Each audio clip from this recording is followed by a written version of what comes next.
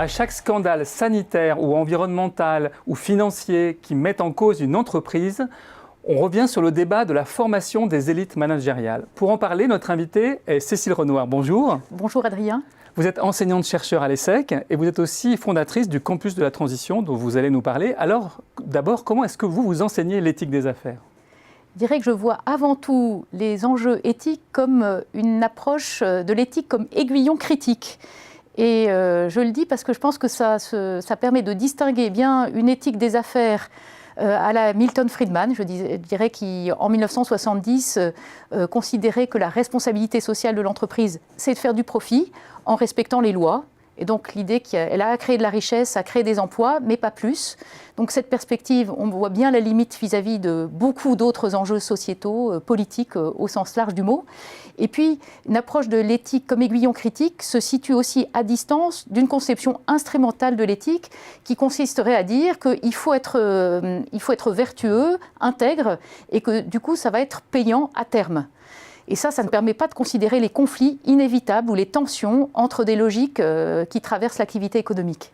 Donc vous ne voulez pas instrumentaliser l'éthique pour que ce soit juste un moyen de ne pas être pris au mauvais moment. Mais alors du coup, concrètement, cet aiguillon critique, ça veut dire quoi ? Ça veut dire beaucoup de choses, et notamment de reconsidérer les métriques par lesquelles les entreprises ou les acteurs économiques évaluent leurs activités. Gros, moi, ce que je considère extrêmement important, c'est de regarder les moyens par lesquels faire converger les logiques dites financières, économiques et financières, et les logiques dites extra-financières, donc relatives aux enjeux sociaux, environnementaux, de gouvernance. Ça veut dire que vous prenez une approche qui ne soit pas seulement par ces métriques, par ces chiffres, mais qui s'étende de façon plus large. Alors vous enseignez aussi de la philosophie politique, etc. Donc est-ce que tout ça, c'est nécessaire de compléter par tout ça l'éthique des affaires ? Oui, absolument. Je pense qu'il faut à la fois essayer de développer cette perspective, ce regard, quand il y a aiguillon critique, ce regard un peu à distance, essayer de chausser d'autres lunettes que nos lunettes habituelles pour regarder l'activité économique, son inscription dans la société, dans les milieux naturels dans lesquels nous sommes, vis-à-vis des écosystèmes, des enjeux du climat, du lien social. Et puis, regarder très précisément, de façon plus technique, la manière dont les différentes disciplines intègrent ces problématiques sociétales, environnementales. Ça veut dire donc vous apprenez l'esprit critique et vous l'appliquez concrètement ensuite à la finance, à la compta, à la macro, aux ressources humaines, enfin à tout l'enseignement des écoles de commerce. Exactement. Et en considérant vraiment toutes les disciplines dans ce qu'elles ont de plus technique. Donc rien ne doit échapper à ce regard à la fois critique et constructif qui permet de repenser à nouveau frais justement les instruments de mesure, d'évaluation et les manières de faire, les stratégies.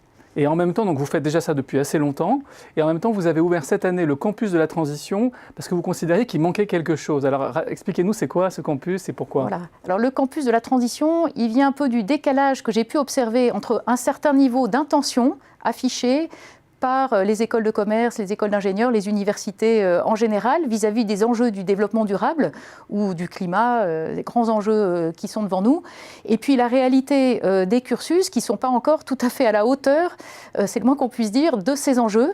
Et donc nécessité de repenser les choses en invitant aussi les personnes, ou les groupes d'ailleurs, donc à titre individuel ou collectif, à se situer différemment et en faisant en sorte que ça soit une expérience et pas simplement parler à la tête.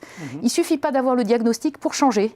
C'est aussi se mettre en mouvement, considérer que tout ça, ce n'est pas simplement un tissu de mauvaises nouvelles ou de catastrophes à venir, mais que ça peut nous mobiliser très positivement ensemble. Et donc l'idée du campus de la transition, c'est de permettre à des étudiants ou des professionnels de venir dans un lieu, de vivre une forme d'immersion qui les aide à réfléchir différemment et puis à intégrer les enjeux relatifs aux activités économiques avec justement ces grands enjeux liés à nos modes de vie, nos manières de consommer, de nous déplacer, de nous chauffer, de partir en vacances, de faire des cadeaux, de nous détendre.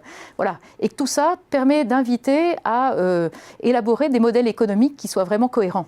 Et dans la pratique, c'est donc des semaines d'immersion d'environ une semaine. Il y a des élèves de l'ESSEC, de Centrale Supélec pour l'instant, et puis c'est appelé à se développer. Exactement. Voilà. Cécile Renoir, merci pour votre éclairage. Merci.